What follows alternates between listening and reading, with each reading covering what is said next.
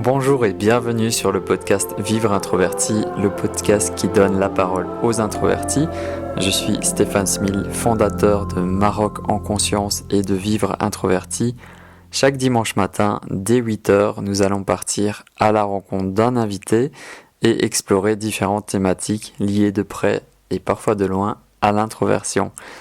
Pour ce 6e épisode, je suis vraiment super heureux de recevoir Antoine BM. Antoine est un entrepreneur introverti que je suis depuis de nombreuses années sur Internet. Il aide les créateurs de contenu à prendre leur liberté, à vivre de leur passion. Et comme vous allez l'entendre, c'est un homme super inspirant. Dans ce podcast, nous avons échangé autour de sa vision de l'introversion. On a aussi parlé d'Internet comme moyen d'expression pour les introvertis, les avantages d'être introverti quand on est entrepreneur, mais aussi du harcèlement sur Internet et de cette année 2020 qui a été vraiment très spéciale. Je considère Antoine comme un de mes mentors et si Vivre Introverti existe et ce podcast, c'est en partie grâce à la motivation qu'il m'apporte au quotidien. Donc j'espère que vous allez apprécier ce moment. Je vous souhaite une très bonne écoute.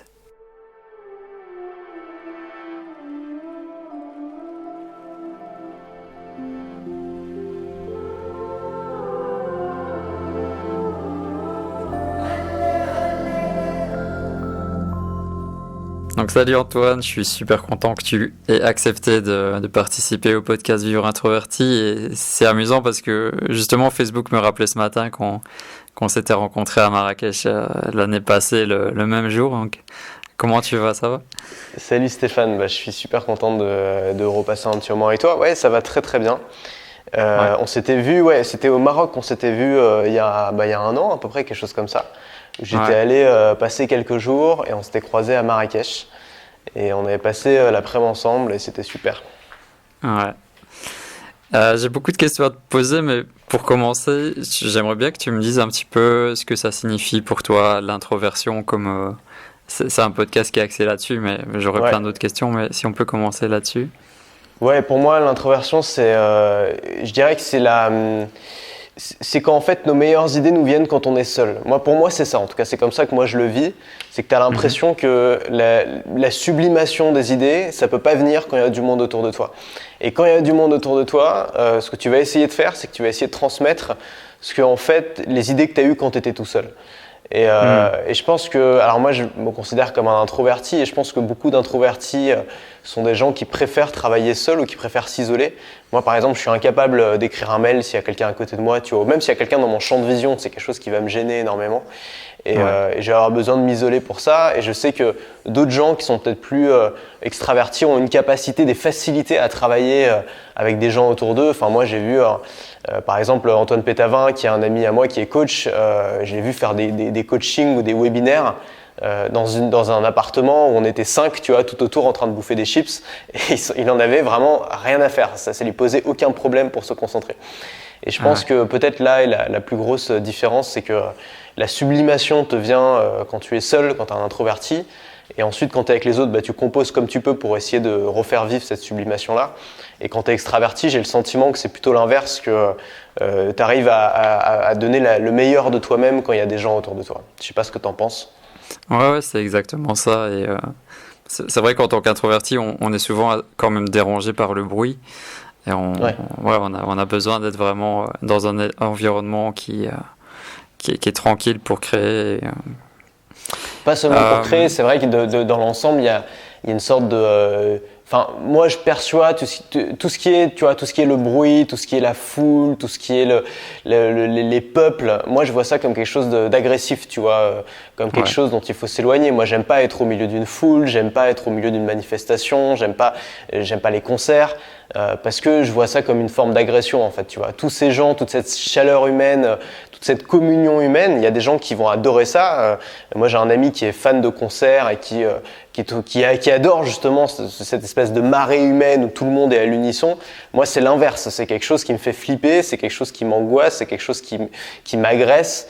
Et donc, je le perçois comme une hostilité et je vais préférer les endroits calmes. Tu vois, j'adore les petits hôtels de charme où il n'y a pas grand monde, où il y a un grand jardin, où tu peux te balader. Où c'est cette espèce l'espace privé, disons, est plus important pour moi, en tout cas, je pense, de mon côté introverti, que peut-être pour un extraverti qui aime être entouré, quoi.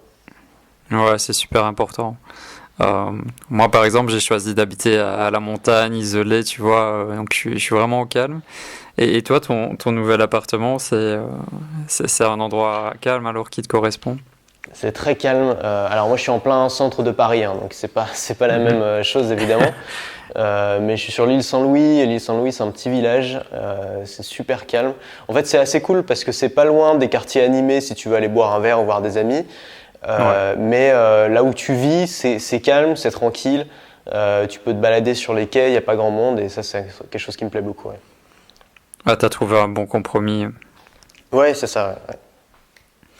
Et tu te rappelles quand est-ce que tu as pu mettre justement le mot introverti sur ton tempérament? Est-ce que c'est récent ou tu le sais depuis longtemps? Non, c'est plutôt récent en vrai. Quand j'étais petit, je me considérais comme timide et je l'étais. J'ai vraiment eu une période dans ma vie où j'étais d'une timidité quasiment maladive. Tu vois, rien que passer un coup de fil, c'était quelque chose qui pouvait me faire très peur et je récitais à l'avance ce que j'allais dire. Et donc, je pense que beaucoup de timides vont se retrouver là-dedans. Et donc, à la base, j'étais vraiment un timide. Et c'est quelque chose sur lequel je pense que j'ai quand même pas mal progressé. Je le suis moins aujourd'hui.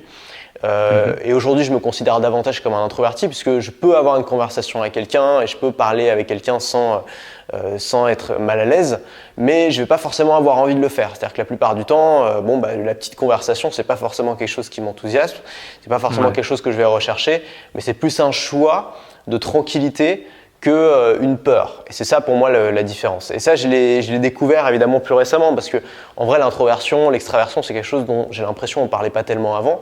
C'est un peu la mode, tu vois. D'ailleurs, les introvertis, c'est nouveau que ce soit une qualité parce que maintenant, c'est presque vu comme une qualité. Beaucoup d'introvertis en parlent. Et avant, c'était pas bien. Enfin, on disait c'est un timide, il faut qu'il sorte de sa bulle, il faut qu'il parle avec les gens. Et on célébrait plutôt l'extraversion, puisque c'était l'aisance sociale, la capacité à communiquer avec ses pairs, à connecter beaucoup plus facilement. Et en fait, maintenant, j'ai l'impression que depuis quelques années, l'introversion est presque à la mode, c'est-à-dire que les introvertis ont pris une place centrale. Et je pense que c'est grâce à Internet, notamment, qui permet justement aux introvertis de communiquer sur leur monde, enfin d'ouvrir un petit peu leur monde au public, tout en gardant cette solitude. Et j'ai des exemples. Tu prends par exemple Casey Neistat. C'est un créateur, un vlogueur américain qui fait des vidéos, qui a énormément d'abonnés. Pour moi, ce gars-là, il en a déjà parlé dans des vidéos, c'est un vrai exemple d'introverti qui a réussi malgré ou même grâce à son introversion. C'est-à-dire que c'est quelqu'un d'extrêmement créatif et c'est quelqu'un finalement qui travaille relativement seul. Même si dans ses vlogs, évidemment, il montre sa famille, il montre ses amis, il y a du monde, on sent que c'est quelqu'un dont le processus créatif vient pas de l'extérieur mais vient de l'intérieur. Et en fait, ce genre de personnage permet aux introvertis de se dire « Ok, si ces mecs-là peuvent le faire, alors moi aussi je peux le faire et je peux utiliser en fait ce monde intérieur pour créer quelque chose qui va attirer en fait beaucoup de monde qui vont se retrouver dedans, pour transformer ça en fait en créativité.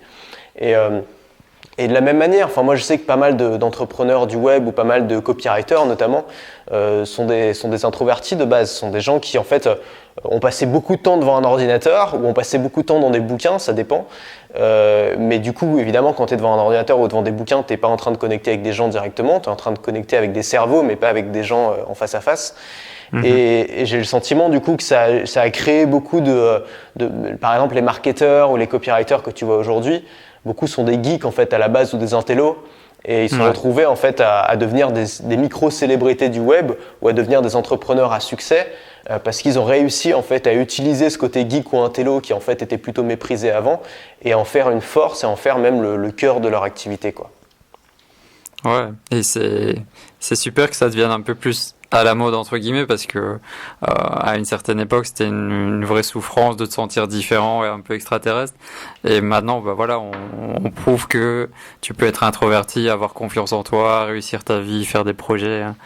En fait c'est un truc qui est génial, c'est que t'as plus forcément besoin c'est-à-dire qu'avant la seule façon de t'intégrer c'était de t'intégrer au groupe qui était physiquement autour de toi. C'est-à-dire que la seule façon d'exister dans ton monde, dans ta communauté, c'était d'avoir un groupe de gens, c'était de te connecter avec tes pairs. Donc si par exemple tu naissais au fin fond d'un petit village dans le Nord-Pas-de-Calais, tu étais obligé de t'intégrer avec les gens de ce village, d'aller au club de foot, de faire des trucs. Et peut-être que c'était pas du tout pour toi en fait. Peut-être que toi, je sais pas, par exemple, tu as un garçon sensible qui va préférer, je sais pas, lire des bouquins plutôt que d'aller jouer au foot. Bon bah t'es un peu niqué en fait, parce que si tu nais à cet endroit-là, t'as pas vraiment le choix. Si tu veux t'intégrer, il faut que tu ailles au foot avec les autres. Et grâce à Internet, et je pense que ça fait partie des choses extrêmement positives qu'a fait Internet et finalement dont on parle peu, grâce à Internet, ça permet justement à ce garçon un peu sensible de, je sais pas, d'aller sur un forum de littérature, ou je sais pas, ou d'aller sur un groupe Reddit de passionnés, ou trouver un groupe Facebook de gens qui ont les mêmes passions que lui. Et en fait, à l'intérieur de cette communauté qu'il est allé chercher, c'est pas sa communauté par défaut, il va pouvoir sublimer, il va pouvoir rayonner, il va pouvoir exister et il va avoir une place de choix. Et je pense que ça, c'est vraiment une bonne chose. Et moi, c'est un peu comme ça que j'ai commencé à exister grâce à Internet. C'est-à-dire, j'ai commencé à avoir une vie intéressante. Je considère grâce à Internet, grâce à l'audience, grâce à ce que j'ai produit sur Internet. Parce que avant, dans mon groupe, ça allait, tu vois. J'étais pas non plus isolé, mais j'avais rien d'exceptionnel. Et sur Internet, j'ai pu trouver quelque chose dans lequel je pouvais être exceptionnel. Et ça, je trouve ça vraiment bien. Et tu prends beaucoup d'adolescents aujourd'hui qui peuvent être mal dans leur peau, avoir du mal à s'intégrer, peuvent réussir à trouver des gens aussi bizarres qu'eux, aussi bizarres qu'ils soient, ils vont trouver des gens qui sont comme eux, grâce justement à Internet et à l'ouverture des communautés. Et ça, c'est... Alors évidemment, il y a les deux facettes de la pièce, hein. Ça peut aussi jouer contre toi, le cyberharcèlement, tout ça. Mais je pense qu'il y a aussi beaucoup de positifs dont on ne parle pas forcément beaucoup. Ouais, c'est exact. Et tu sais, moi, j'ai 37 ans, donc Internet est vraiment arrivé au début de mon adolescence, et j'ai clairement vu la différence où d'un coup, t'as un monde qui s'ouvre à toi, et quand t'es passionné par certains sujets, Internet, c'est génial, quoi. Tu trouves tout là-dedans, quoi. Et t'as parlé de cyberharcèlement, t'as suivi un peu l'affaire Marvel qui est en cours? C'est le gars qui va en tôle, c'est ça, parce qu'il a harcelé des gens. Ouais. Alors, je veux pas trop me prononcer dessus parce que c'est pas du tout un truc que j'ai suivi en cours de. Enfin, tu vois, j'ai juste découvert le machin à la fin, comme tout le monde. Parce qu'évidemment, c'est dingue, tu vois. Tu dis à un youtubeur qui va en prison pour des choses qu'il a dit, c'est une grande première. Moi, d'instinct, j'aurais tendance à me mettre du côté des victimes, des premières victimes, c'est-à-dire des gens qui l'a harcelé. Ce type-là avait l'air d'être un vrai connard quand même, tu vois, donc je me dis, ça mérite peut-être pas 2 ans de prison ferme, n'empêche que ça mérite d'être une punition, et c'est bien que enfin ces choses-là, enfin ces mecs-là soient punis en fait, d'une façon ou d'une autre. Parce que ça va montrer en fait un exemple qui est très fort, qui est que tu peux pas dire ce que tu veux sur Internet, ta liberté s'arrête là où commence celle des autres. Et quand tu harcèles des gens, parce que c'est vraiment ce qu'il faisait, enfin, tu vois, ce qu'il faisait, c'était vraiment la définition du harcèlement. Ouais. Quand tu harcèles des gens et quand tu les pourris, et surtout quand tu utilises ta communauté pour les harceler, ce qui peut avoir des dommages mais insensés. Enfin, il y a des gens vraiment qui se rendent pas compte de ce que ça peut faire d'avoir des centaines, voire des milliers de personnes qui se lèvent contre toi, même si c'est des inconnus et même si tu les vois pas. Ça peut être extrêmement difficile à vivre. C'est bien de montrer cet exemple-là et de faire en sorte que la peur change de camp. Parce qu'il y a beaucoup de créateurs sur YouTube et ailleurs que personne n'ose attaquer parce que tout le monde a peur de leur raid. Tout le monde a peur de se dire « Ouais, attends, si lui, je dis un truc contre lui, le mec va m'envoyer sa communauté, ma vie va devenir un enfer. » Et ça, c'est problématique finalement parce que ça bride aussi la liberté d'expression. Tu vois, beaucoup de gens disent « Ouais, mais à cause de cette affaire, c'est la liberté d'expression qui est menacée. » Mais quand les gens ont peur de s'exprimer contre quelqu'un parce qu'ils ont peur de sa communauté, c'est aussi une liberté d'expression qui est menacée finalement. Et donc pouvoir dire je suis pas d'accord avec ce mec-là ou je suis pas d'accord avec cette personne-là sans être agressif et sans envoyer sa communauté contre cette personne, finalement c'est une liberté qui doit être protégée. Et une façon de protéger cette liberté, c'est aussi d'empêcher les gens d'abuser de ces pouvoirs-là, tu vois. Ça peut paraître paradoxal, mais moi finalement je suis plutôt, je suis plutôt pour, et je pense que de manière générale ce genre de comportements sont rarement sanctionnés, et quand ils le sont pas assez sévèrement. Et donc même si là pour le coup ça peut paraître un peu extrême, je pense que c'est nécessaire. Ouais, ça fait passer le message que voilà, tu es responsable de ce que tu dis, même sur Internet, quoi. Il faut faire attention. Bien sûr, et puis il y a des vrais gens derrière, il y a des vraies souffrances, il y a des vraies douleurs. Ça peut être. Enfin, moi j'ai vécu des bad buzz à mon échelle. Par exemple, l'affaire Lama Fâché, tu vois, où les gens ont cru que j'étais l'auteur de la chaîne Lama Fâché, je m'en suis pris plein la gueule à un moment. Pour en plus quelque chose que j'avais absolument pas fait, puisque j'ai été accusé à tort. Et je sais que ça peut être. Alors moi ça va, parce que finalement il y a beaucoup de gens qui m'ont défendu, et puis j'avais la capacité surtout de me défendre moi-même, c'est-à-dire que j'avais une audience, j'avais une plateforme, et j'avais les arguments. Mais je sais que ça aurait pu être extrêmement difficile à vivre si j'avais pas eu cette capacité-là de me défendre, et si je m'en étais juste pris plein la gueule gratuitement. Et ça m'est arrivé plusieurs fois, même précédemment, quand j'étais plus jeune et quand à ce moment-là j'avais pas les moyens de me défendre, de m'en prendre plein la gueule publiquement pour des choses que j'avais dites sur Internet, et pour des gens que j'avais défendus sur Internet, et je me suis retrouvé à porter plainte, ça menait strictement à rien. N'empêche que j'ai très très mal vécu à cette époque-là. Et tu vois, t'as ta famille qui s'implique, machin. Quand t'as ton nom sur Internet, où les gens tapent ton nom et ils arrivent sur un article cal au mieux, ça fait peur, parce que tu te dis j'ai pas le contrôle sur mon image. Peut-être que plus tard j'aurai besoin de trouver un boulot, de trouver un emploi. Mes employeurs vont se demander ce que c'est que cette page. Ça peut vraiment te pourrir la vie, en fait, te ruiner la vie. Donc je pense que c'est quelque chose auquel on ne prend pas forcément suffisamment compte, en fait, de l'impact que ça peut avoir sur les gens. Et c'est pas parce que c'est Internet, c'est pas parce que sur Internet que c'est virtuel et que ça n'existe pas. Internet, c'est la vie réelle aujourd'hui, c'est une partie de la vie réelle, tu vois. Moi j'ai mon business qui tourne sur Internet, c'est des vrais gens qui achètent mes produits, c'est des vrais gens qui passent à l'action. Donc c'est aussi la vie réelle Internet, il faut le prendre en compte. Si quelqu'un te suit dans la rue et rentre et t'attend en bas de chez toi et ramène ses potes pour t'intimider, c'est grave. Et ben sur Internet, c'est grave aussi, en fait. Il n'y a pas de raison de dire bah ça va, c'est Internet, c'est du virtuel. Je sais pas ce que t'en penses, mais ouais, exactement. Et ça peut aussi laisser des séquelles psychologiques, tu vois, si les gens sont pas forcément forts ou avec une grosse tribu. Bien sûr. Mais en fait, les mecs qui font ça, c'est quoi? Les mecs qui font ça, c'est exactement comme les bullies dans les cours de récré. Hein. C'est exactement les mêmes mecs et c'est exactement la même histoire.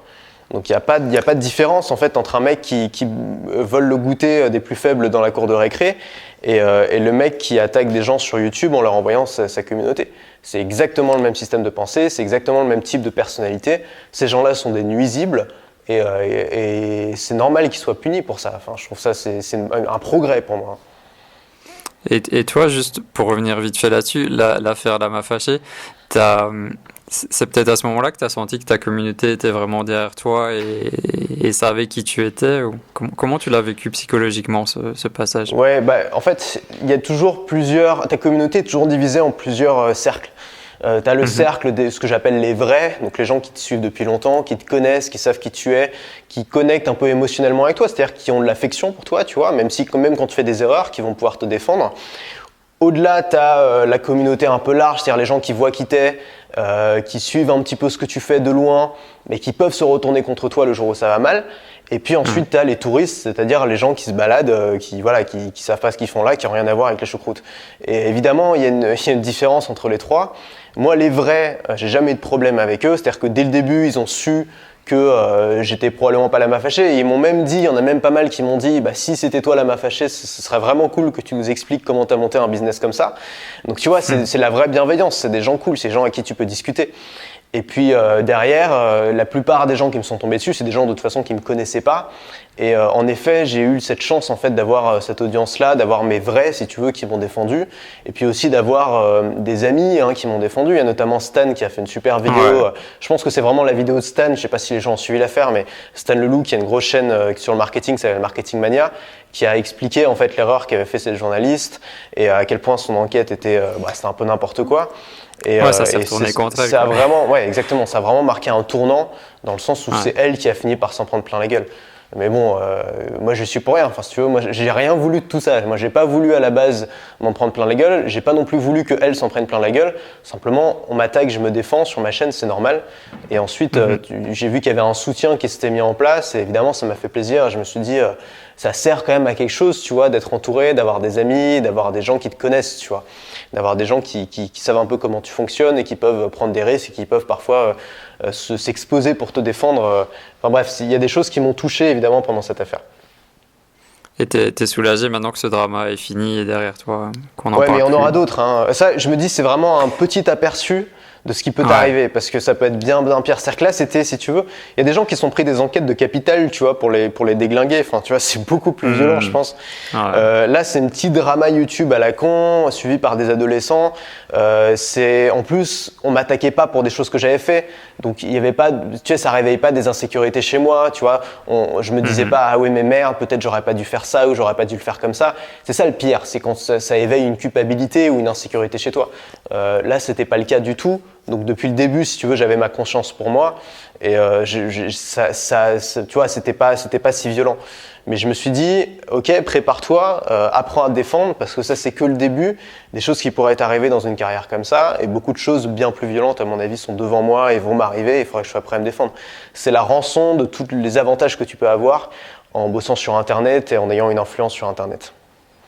Ouais, et puis finalement, tout ce qui nous arrive dans la vie, ça nous renforce à un certain niveau. Donc, Bien sûr, bah oui. Il faut réussir à voir ça comme ça. Mais ça te renforce, je sais ce que ça te casse en fait. C'est toujours trouver la limite où tu vois, ce qui te tue pas te rend plus fort, sauf si ça te tue. Et donc il peut y avoir le truc de trop où c'est tellement violent qu'en fait t'arrêtes tout, où tu changes de vie pour le pire, où tu as des séquelles psychologiques qui vont te suivre toute ta vie. Tu as des choses qui sont très difficiles à absorber. Mais je pense que quand même en tant qu'être humain, on a cette capacité de résilience qui est exceptionnelle et il faut en avoir confiance. Je pense qu'une partie de notre capacité de résilience, c'est d'en avoir conscience déjà. C'est de se dire, je peux me relever de cette épreuve. Et rien que le fait de se dire, je vais me relever de cette épreuve, je peux me relever de cette épreuve et je vais en sortir grandi, je pense que ça peut nous aider en cas d'épreuve justement à mieux encaisser le choc, quoi, et à se réparer plus vite. Ouais, exactement. Je l'ai bien vu cette année que 2020 a secoué beaucoup de personnes et a été un peu déstabilisante. Oui. Donc j'ai expérimenté. De ton côté, j'ai l'impression que ça a été une super année, que ce soit au niveau de tes chiffres et des projets annexes que tu as mis en place. Comment tu vois cette année justement, toi ? Moi j'ai eu de la chance là-dessus, c'est sûr que pour toi qui organise des stages au Maroc, j'imagine que évidemment ça a vraiment pas dû être une bonne année. Et donc je vais pas te dire c'est génial, profiter du Covid, faites des non, tu vois, évidemment il y a des gens pour qui ça a été très compliqué, il y a des gens pour qui ça l'est toujours. Et bien sûr ça peut être une opportunité pour se reconvertir, mais c'est pas toujours facile et tout le monde n'a pas envie de le faire. Moi, j'ai eu de la chance sur plusieurs points. C'est que déjà, évidemment, j'ai un business qui fonctionne 100% sur Internet. Donc, il se trouve qu'en cas d'épidémie, ça cause pas de friction particulière. Au contraire, les gens sont plus chez eux, ils passent plus de temps sur Internet. Et la deuxième chose, c'est qu'en plus, je suis dans la bonne thématique. C'est-à-dire, je suis dans une thématique qui fonctionne bien pendant les crises. Puisque pendant les crises, les gens perdent leur emploi ou ils ont peur de perdre leur emploi. Ils ont besoin d'une solution, ils remettent un peu en cause leurs idées reçues, ils remettent un peu en cause le système. Et évidemment, quand ton métier, c'est d'aider les gens à prendre leur indépendance, à construire une activité qui les rend libres, dans ce genre de situation, il y a un intérêt particulier pour ce genre de solution. Donc évidemment, moi, ça a bien marché pendant ce temps-là. Et puis, comme tout le monde, après le confinement, ça n'a pas été facile. Tu vois, tu te retrouves tout seul. Enfin, j'étais pas tout seul, mais tu te retrouves un peu dans l'enfermement. Et à ce moment-là, soit enfin, tu vois, il y a plusieurs options. Mais moi, j'ai profité, si tu veux, de ce temps-là pour un peu essayer de revoir mes ambitions. Qu'est-ce que je voulais faire, qu'est-ce que je voulais construire. Et ça m'a aidé. Mais si c'était à revivre, je ne revivrai pas. C'était pas un bon moment, mais ça m'a aidé quand même. Ouais, parce qu'en plus, tu étais parti pour rester à New York un moment et tes plans ont changé avec ça, quoi. Ouais, après ça va parce que tu vois, j'ai quand même les moyens de rebondir quand il y a un problème. Mais oui, j'étais à New York, ensuite je suis parti au fin fond. J'ai cru que ça allait durer un mois, tu vois, cette histoire. Donc je suis parti au fin fond de la campagne, dans le Vermont, tu vois, aux États-Unis, dans une cabane dans la forêt sous la neige, tu vois. On est resté genre 2 semaines là-bas, puis après on s'est dit, ok, il y a le dernier avion qui rentre à Paris dans une semaine. Où est-ce qu'on veut être s'il y a une crise planétaire? Est-ce qu'on veut être à Paris ou dans un pays inconnu où on n'a pas de droit? Bon, revenons à Paris. Et donc, revenons en France. Et donc, on est rentré en France et on s'est pris une maison en Normandie. Voilà, on est resté jusqu'à la fin du confinement. Ouais.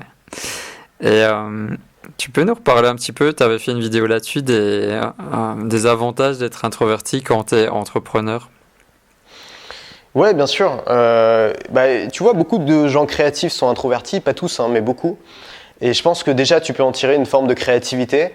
C'est-à-dire que moi, j'ai le sentiment que les gens introvertis sont capables de produire plus et de produire mieux en termes de contenu parce qu'ils ont une capacité à se concentrer qui est différente des extravertis. Notamment, alors moi je sais que tu vois, c'est quelque chose qui peut prendre beaucoup d'attention dans ta vie. C'est-à-dire que moi je passe beaucoup de temps à réfléchir à mon activité, à mon business, à mes objectifs, à ce que je veux construire, à mes clients, à ce que je veux leur proposer. Et je pense que c'est une qualité, c'est un avantage en fait que tu peux avoir davantage quand tu es introverti, cette capacité à te concentrer davantage sur ce qui compte, sur ce qui est important.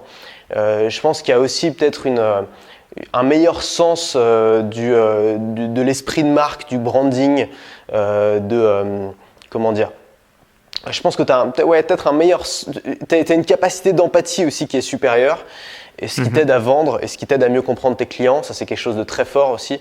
Un bon vendeur, c'est quelqu'un qui a de l'empathie. Aussi paradoxal que ça puisse paraître parce qu'on a l'impression que les vendeurs sont des connards, les vendeurs sont souvent des gens qui comprennent mieux les êtres humains que les autres. Et c'est ce qui fait qu'ils sont de très bons vendeurs. Tu regardes des conférences de Gary Albert par exemple, il y en a quelques-unes qu'on peut retrouver sur YouTube. Gary Albert qui était un génie du copywriting. En fait, tu restes scotché devant la conférence tellement le gars, tu as l'impression qu'il arrive à lire dans tes pensées. Et je pense que c'est une capacité qui peut évidemment nous apporter beaucoup de choses dans la vie parce que si tu arrives à comprendre les gens, tu peux comprendre ton marché, tu peux comprendre ce que tu peux leur apporter, tu peux comprendre ce que tu peux leur vendre, tu peux comprendre comment leur vendre. Et donc ça peut te permettre de construire un peu ton empire. Donc ça, c'est des exemples, si tu veux, de comment utiliser cette introversion à ton avantage. Dans tous les cas, tu vois, tout peut être utilisé comme un avantage ou comme un frein. Tout peut être perçu comme un avantage ou comme un frein. L'introversion, ça peut être un frein à plein de choses, mais ça peut aussi être un avantage pour d'autres choses. Et donc l'idée, c'est pas d'essayer de changer ta nature, mais l'idée, c'est de composer avec ta nature et te dire, ok, qu'est-ce que je peux construire avec la personne que je suis aujourd'hui, avec mes qualités, mes défauts et plutôt mes caractéristiques, parce qu'en l'occurrence, c'est ni une qualité ni un défaut, c'est juste un élément de ta nature, tu vois. Ouais.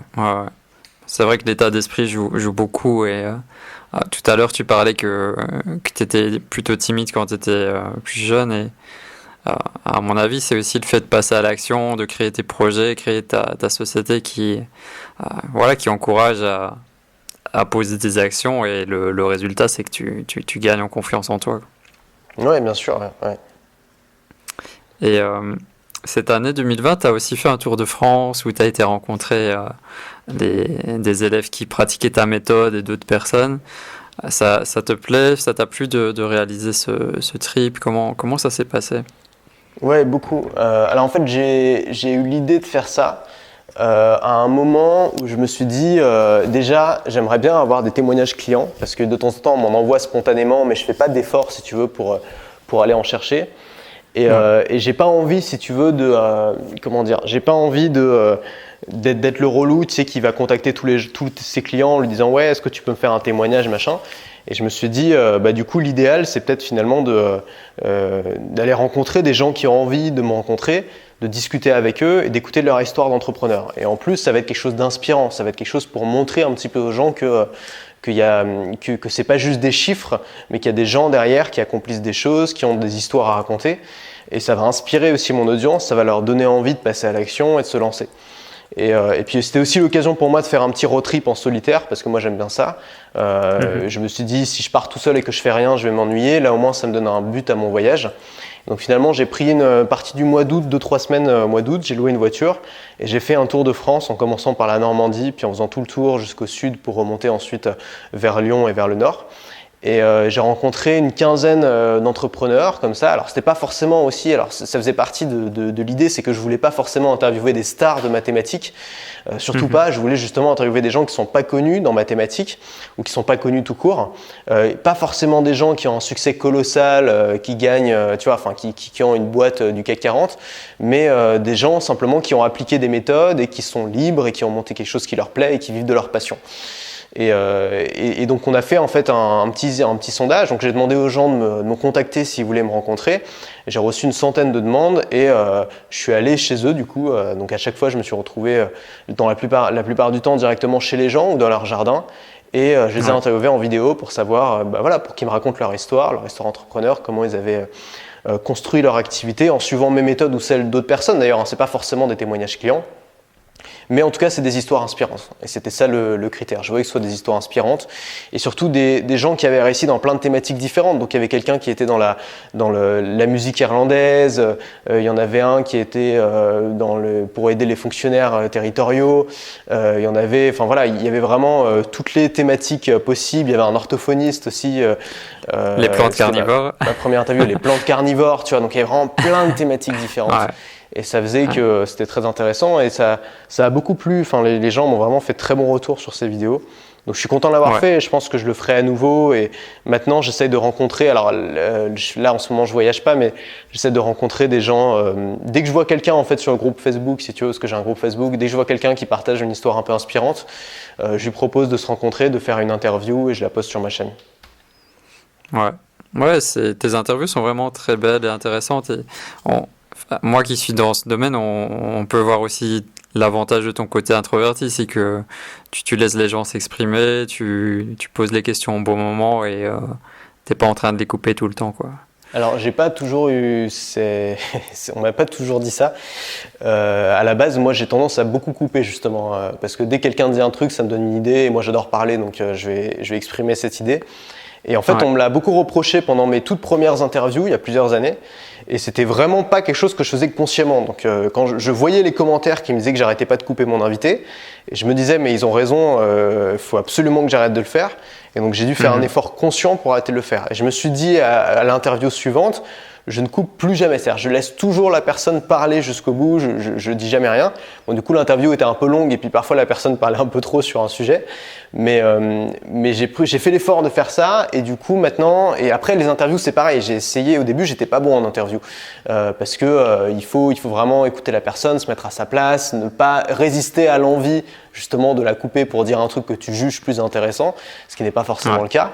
Donc j'ai écouté pas mal d'interviews moi-même de bons intervieweurs, notamment un gars qui s'appelle Joe Rogan aux États-Unis, qui a vraiment un podcast qui cartonne, qui fait des millions d'écoutes et qui interviewe quelqu'un, une célébrité quasiment tous les jours. Et c'est une personne qui a vraiment cette capacité à connecter avec plein de gens différents. Donc il interviewe des gens de droite, des gens de gauche, des politiciens, des experts, des sportifs, des entrepreneurs. C'est le gars qui a fait l'interview où Elon Musk fume un joint. Tout le monde la connaît celle-là. Et tu vois, il a fait fumer un joint à Elon Musk. Enfin, il a la capacité à faire en sorte que les gens en face se sentent détendus et comme avec un pote. Et c'est ça que j'ai essayé de recréer. Je me suis dit, j'ai pas envie que la personne en face ait l'impression d'être sur BFM TV. J'ai envie que la personne en face sente qu'elle a le temps, sente qu'elle sera pas jugée. Ça, c'est très important aussi. Je me suis aussi inspiré des interviews d'Antonin Archer, ce qu'il faisait sur Nouvelle École, parce que je le trouvais excellent. En fait, il avait une capacité de bienveillance qui faisait en sorte que la personne en face se sentait à l'aise et en fait s'ouvrait beaucoup plus. Et un gros défaut, je trouve, qu'ont les interviews journalistiques, c'est que souvent, alors pas toutes, mais la plupart des journalistes, ça fait deux types d'interviews. La premier type d'interview, c'est l'interview promo où il fait que caresser la personne en face dans le sens du poil et elle vient juste pour faire la promo de son livre et elle repart, il n'y a aucun intérêt. La deuxième interview, c'est l'interview piège où c'est un politicien typiquement et on va essayer de le piéger pendant toute l'interview et donc le gars ou la nana va se refermer comme une huître et tu tireras strictement rien d'intéressant. Et en fait, je pense que le bon type d'interview, c'est faire en sorte que de parler à la personne comme si tu étais un ami à elle et que tu lui voulais du bien.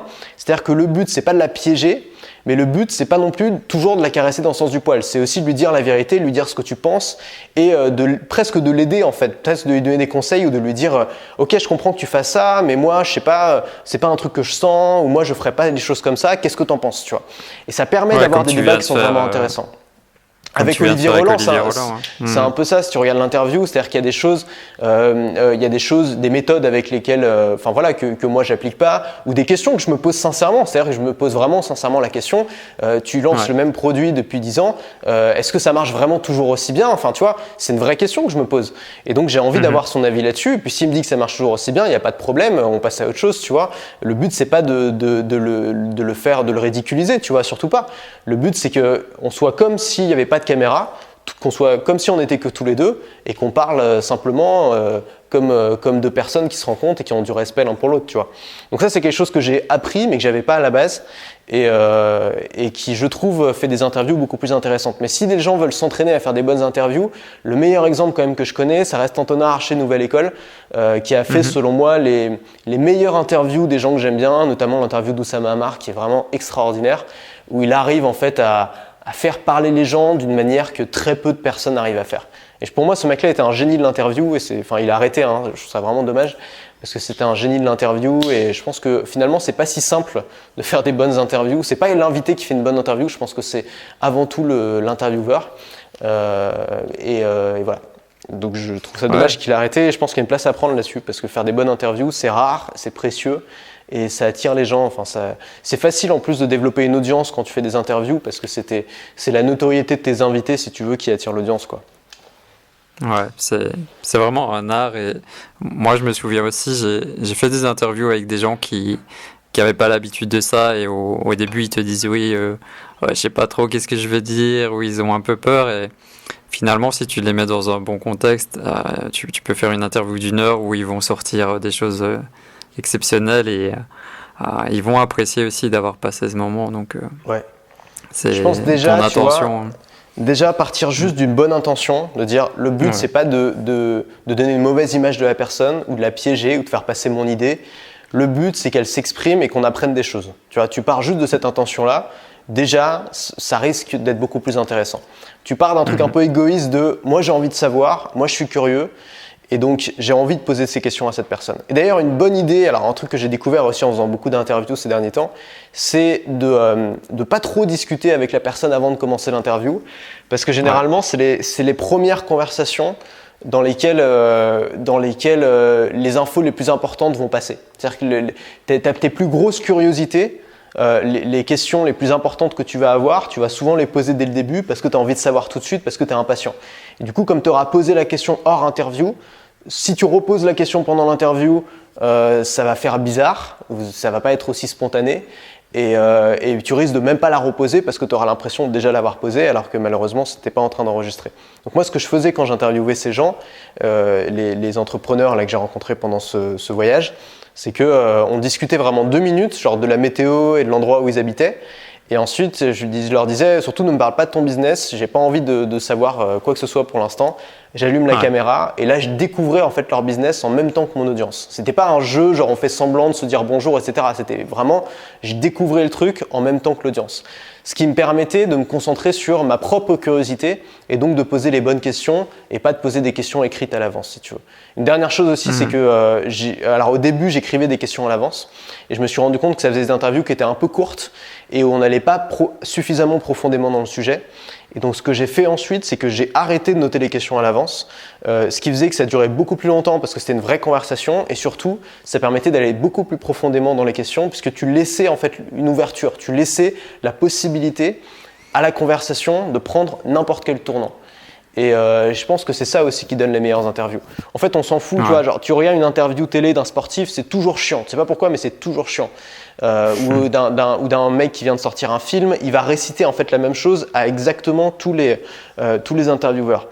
Et c'est dommage parce que peut-être que ça nous intéresse en fait le point de vue de cette personne, j'en sais rien sur le dernier clash sur l'actualité, sur des questions de société, sur des questions philosophiques.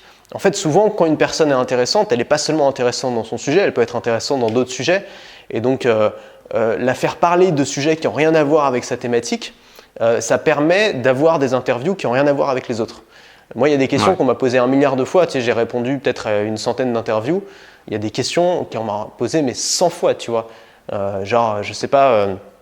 voilà, comment tu as construit ton business, machin, quel livre. Bon, je sais que ça fait partie des questions que tu poses à la fin, mais tu vois, c'est une question classique, genre quel livre est-ce que tu recommandes? C'est limite la question qu'on pose à chaque interview et c'est bien, mais du coup, ça fait la même réponse à chaque interview. Et par contre, je sais pas, il y a des questions qu'on m'a jamais posées parce qu'elles sortent un peu du cadre de ma thématique, mais je pense qu'elles sont intéressantes à poser. Comme tu as fait quand tu m'as demandé, par exemple, quel était mon point de vue sur l'affaire du youtubeur là. Tu vois, ça c'est une question qu'a priori, il n'y a pas tellement de raison qu'on me la pose parce que j'ai rien à voir avec cette affaire-là. N'empêche que ça nous a permis de parler de harcèlement, ça nous a permis de parler de présence en ligne, du virtuel et du réel, de l'affaire Lama Fâchée. Et donc, souvent, les gens, de toute façon, vont faire des connexions avec leur thématique, avec leur monde, avec leur univers. Donc, tu vas réussir à attirer, je pense, des choses intéressantes. Ouais, j'avais à cœur aussi que tu puisses t'exprimer sur l'introversion parce que c'est ma thématique actuelle et Ouais. voilà, pour moi, tu as un exemple aussi d'un introverti qui a réussi et c'est bien de montrer ça. Ouais. Et je voulais en profiter justement pour te parler un petit peu de mon cas aussi. Ouais. Comme j'applique ta méthode actuellement et si je fais un flashback dans le passé, on est fin mars 2020, toi tu es justement dans le Vermont et tu as annoncé que tu offrais ta plus grosse formation, la carte, comme c'était le Covid et tout ça. Et moi en même temps j'étais en train de lire le livre de Stan Leloup. D'un coup, mon activité qui s'arrête, je peux plus faire de voyage, je dois rembourser les gens, tu vois, il y a tout qui s'écroule. Et ça faisait longtemps que j'avais envie enfin, j'étais déjà créateur de contenu, mais j'avais envie de structurer un business, d'avoir un positionnement en fait. Et en lisant le livre de Stan, puis j'ai commencé ta formation, c'est là que dans ma tête, c'est devenu beaucoup plus clair que voilà, à choisir un positionnement, c'était super important et intuitivement, naturellement, j'ai eu envie de choisir l'introversion parce que je m'intéresse beaucoup à la psychologie humaine, tu vois.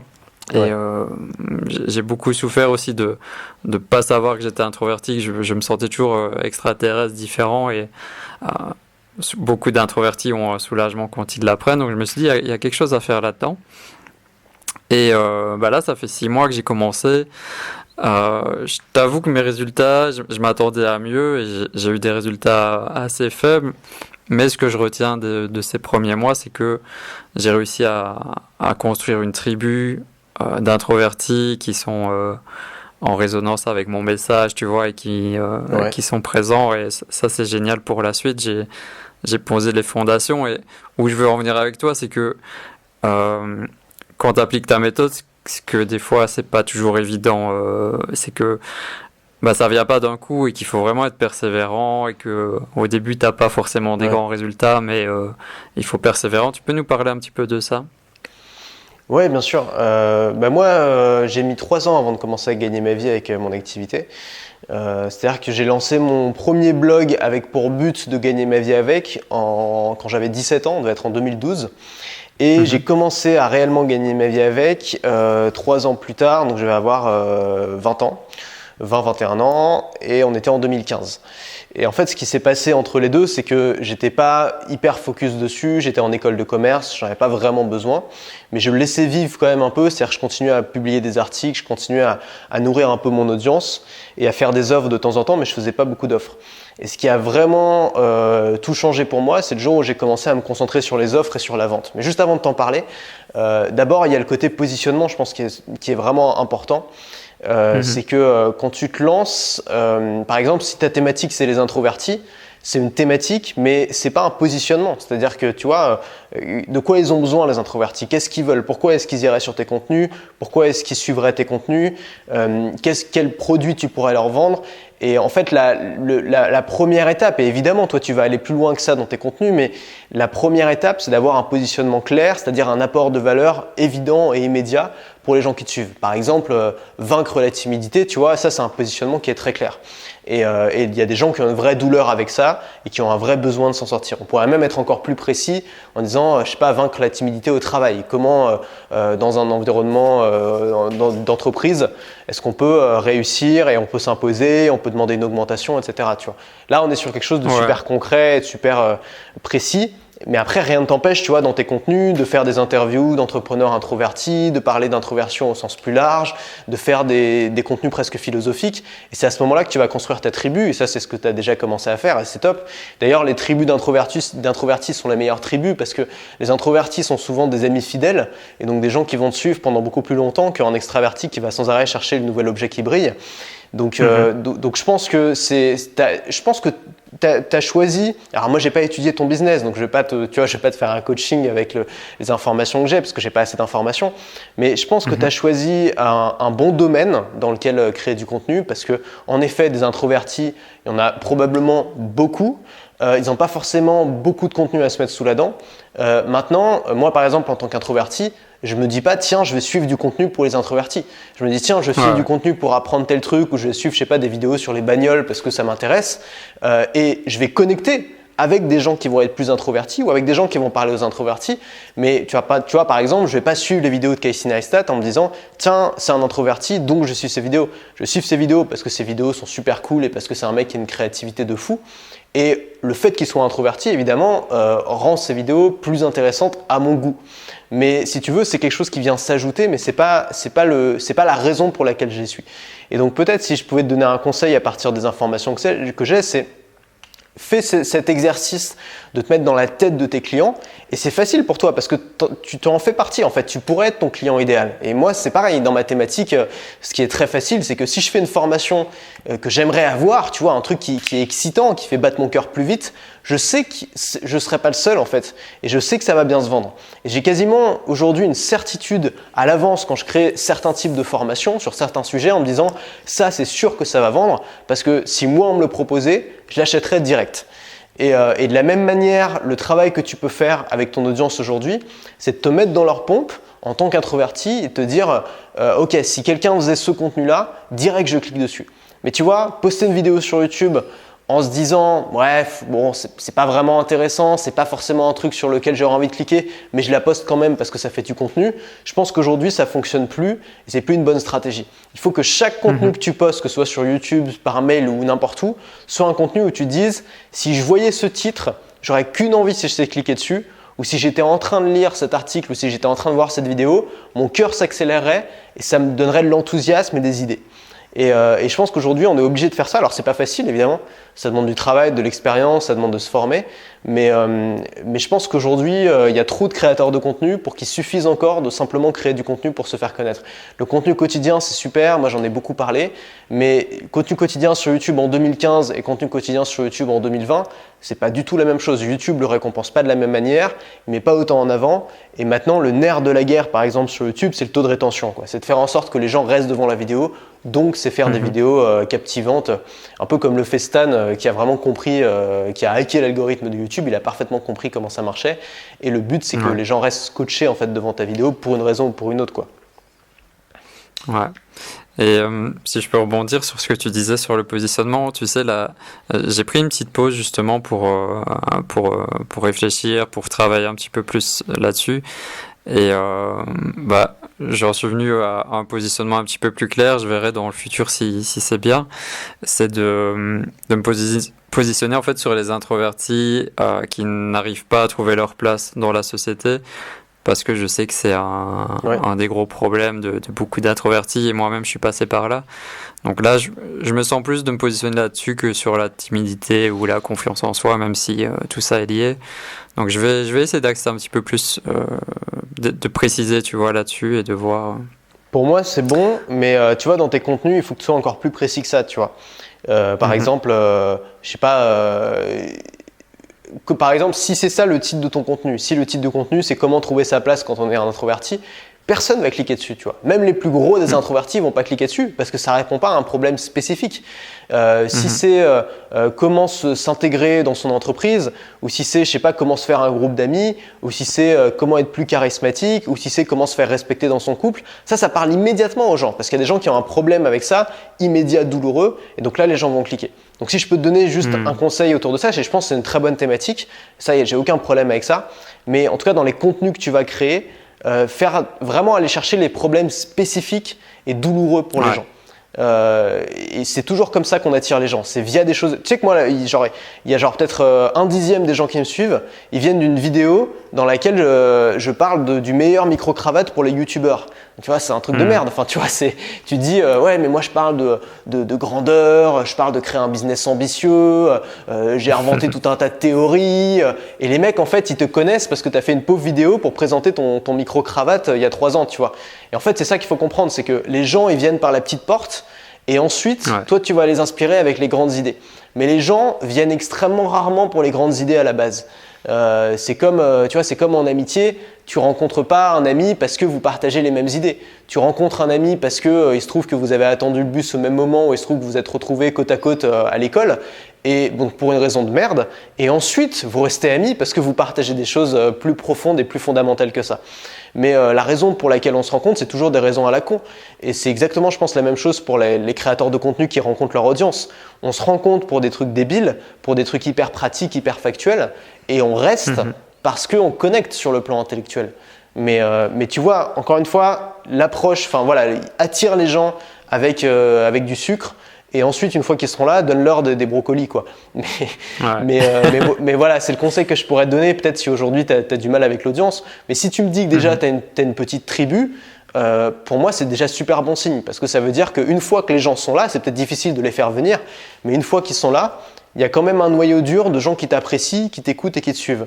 Et ça, pour moi, c'est précieux, ça a de la valeur. Et c'est probablement la compétence qui consiste à créer une tribu, c'est probablement la compétence la plus utile qu'on peut développer quand on est créateur de contenu et qu'on veut vivre de ça. Ouais, bon, en fait, en 6 mois, là, j'ai fait 600 abonnés, mais ce qui est le plus frappant pour moi, c'est les témoignages des gens, les emails que je reçois dans la façon dont j'ai pu les impacter, quoi. C'est ce qu'il y a de plus important. C'est vraiment, je te le dis, d'expérience, et pour avoir discuté aussi avec des gros youtubeurs qui n'ont pas forcément une audience de cette qualité, c'est vraiment ce qu'il y a de plus important. Moi, je connais des gens, surtout dans ces thématiques-là, je sais pas si on peut parler, je sais pas si je peux dire son nom, parce que je sais pas s'il partage ses chiffres ou pas, mais j'ai bossé avec un gars qui fait pas énormément de vues, qui fait moins de 1000 vues sur ses vidéos, tu vois, il fait peut-être entre 500 et 1000 vues par vidéo. Il poste des vidéos tous les jours depuis des années, et la dernière fois qu'on s'est vu, c'était peut-être il y a un an et demi, il faisait 15 000 € par mois de vente, tu vois, en faisant 600 vues par vidéo. Et c'était une audience aussi de gens qui sont assez introvertis. Il avait vraiment réussi à construire sa tribu. Et pour moi, enfin je sais pas, moi pour un mec comme ça, je pense que c'est un grand introverti aussi. Il se retrouve beaucoup plus dans ce modèle-là de je travaille avec des habitués, avec des gens que je connais, plutôt que je fais entrer du tout venant. Je suis une célébrité du web et les mecs me reconnaissent quand je passe devant un lycée, tu vois. Je pense que c'est pas forcément ce qui te correspond. Et donc la priorité, c'est déjà de bosser avec ces gens-là. Et pourquoi pas même de commencer par, si tu veux vendre des produits, pourquoi pas commencer par des produits d'accompagnement, tu vois, style du coaching, de l'accompagnement que tu peux vendre plus cher et qui vont permettre plus rapidement, si tu veux, d'avoir un chiffre d'affaires décent, quitte à ensuite vendre peut-être des formations ou des produits dématérialisés, quoi. Ouais, c'est ça que j'ai mis en place là. Et tu aurais un conseil justement pour les introvertis qui auraient envie de se lancer dans cette aventure de l'entrepreneuriat? Je parle pas forcément de la création de contenu, mais l'entrepreneuriat général. Ouais, alors déjà l'avantage du web, c'est que tu n'as plus besoin de monter une équipe pour créer ta boîte. Et ça, c'est une révolution. C'est-à-dire que tu peux littéralement créer ta boîte tout seul dans ta chambre. En fait, tu vois, le geek tout seul dans sa chambre qui passe sa journée en pyjama, en fait, ce type-là peut devenir Mark Zuckerberg, tu vois. C'est ça la révolution. Et il peut devenir, il peut avoir un succès absolument colossal dans son domaine.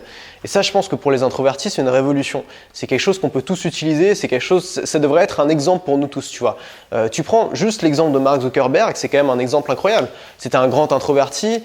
Son premier projet, son premier succès, c'était de créer une sorte d'outil pour noter les filles de son bahut, tu vois. Ensuite, le gars a créé un espèce de mini réseau social, il l'a lancé dans son truc, et ensuite il a grossi, et ensuite il s'est démerdé avec cet art.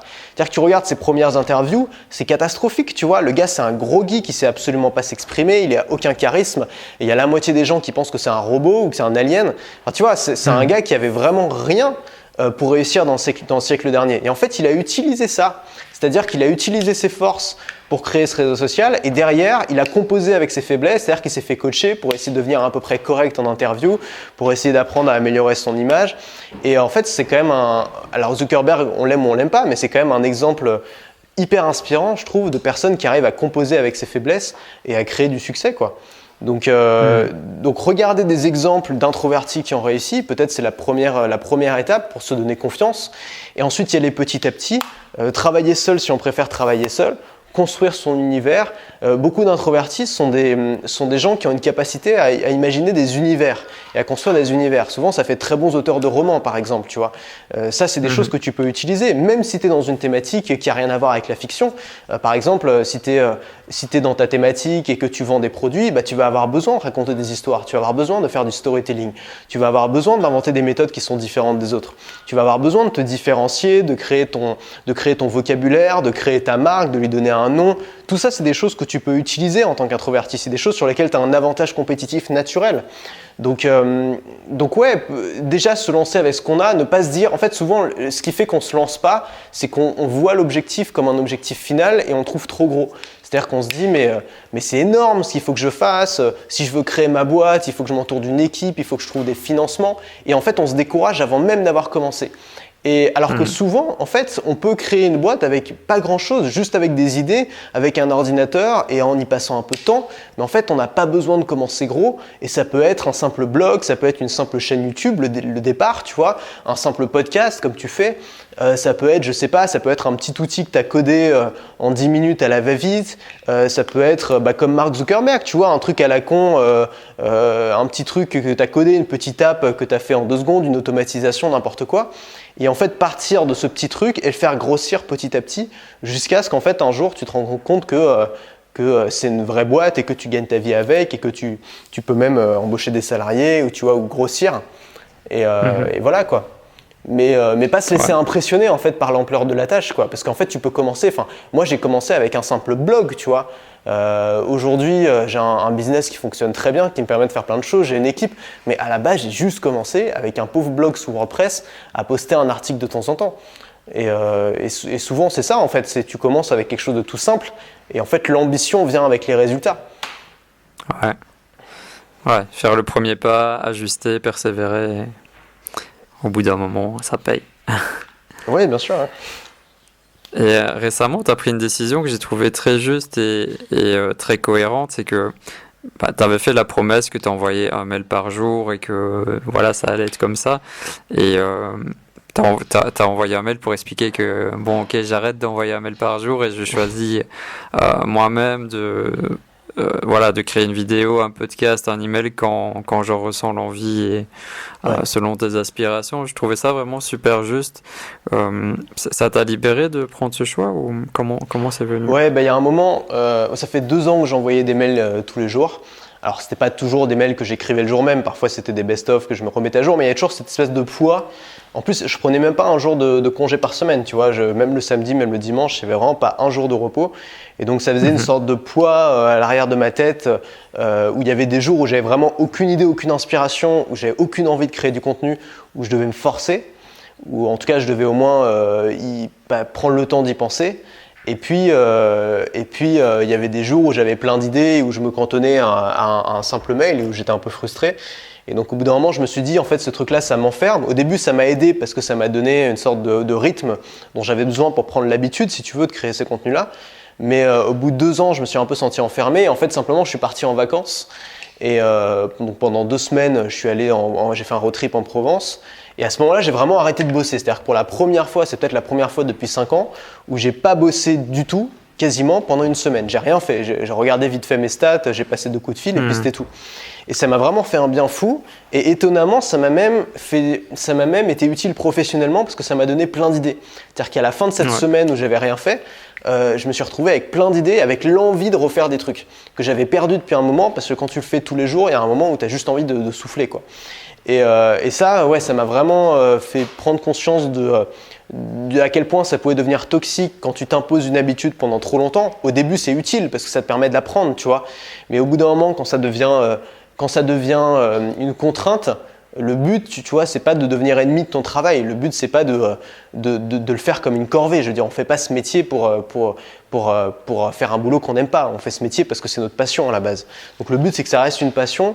Et donc quand à un moment tu as l'impression que ça devient ton ennemi, tu as l'impression que tu te forces à le faire, c'est qu'il faut changer d'une manière ou d'une autre, soit changer de format, soit changer de plateforme, soit faire évoluer ta thématique, soit simplement le faire un peu moins ou le faire quand on a envie.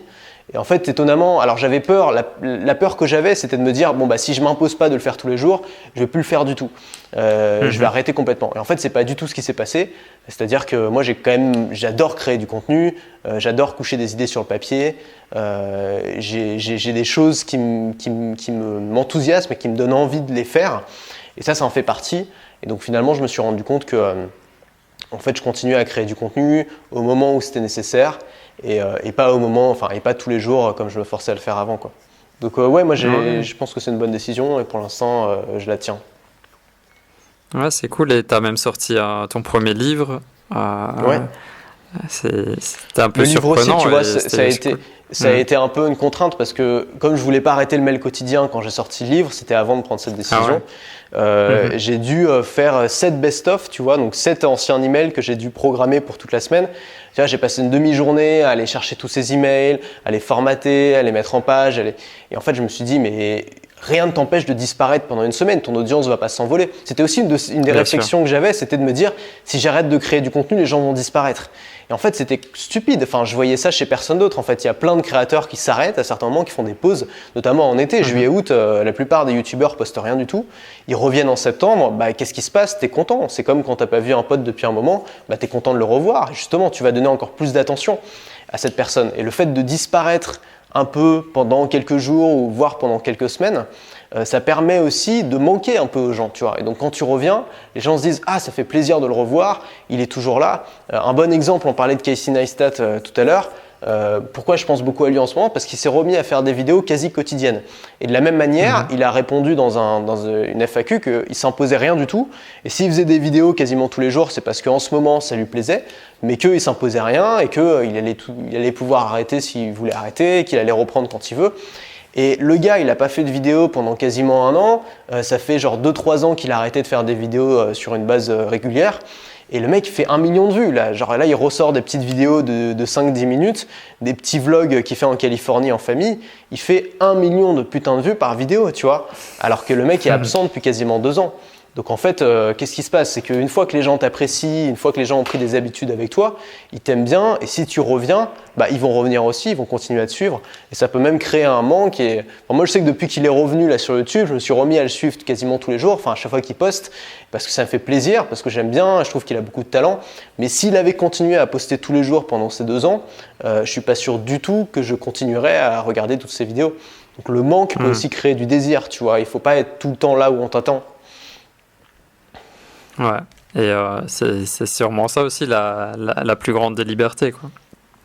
Bah bien sûr, bien sûr. Le but, c'est pas de s'imposer un rythme qu'on n'a pas envie de tenir. Mais l'idée, c'est de faire ce qu'on veut, en fait. Si tu veux, j'ai pas arrêté les emails quotidiens parce que ça marchait pas. Ça marchait très très bien et j'avais des très bons résultats avec. J'ai arrêté parce que j'en avais marre, tout simplement, parce que j'avais envie de faire autre chose.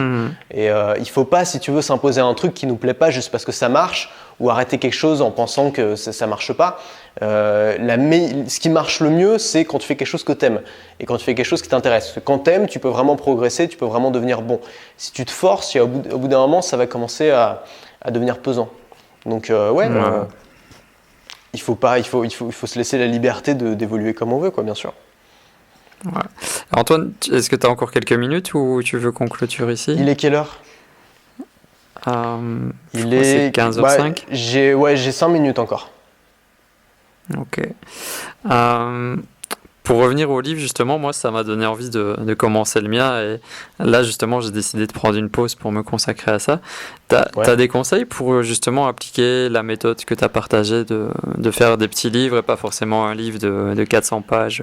En fait, je suis parti du principe que la plupart des gens ont envie, enfin, peut-être pas la plupart des gens, mais je crois qu'un tiers des gens rêvent d'écrire un livre. Ça fait partie du rêve, du désir les plus communs des gens. Mais l'immense majorité des gens ne le font jamais dans leur vie. Et la raison, c'est exactement la même que pour la création d'entreprise. C'est que les gens pensent que c'est énorme, alors que ça l'est pas forcément. T'as pas besoin de bosser 5 ans sur un bouquin, t'as pas besoin de faire un bouquin de 800 pages, t'as pas besoin de faire un bouquin avec 50 000 références scientifiques à l'intérieur. Tu peux tout à fait faire un bouquin simple et casser en fait ton format. Il n'y a pas besoin de s'emprisonner dans un format.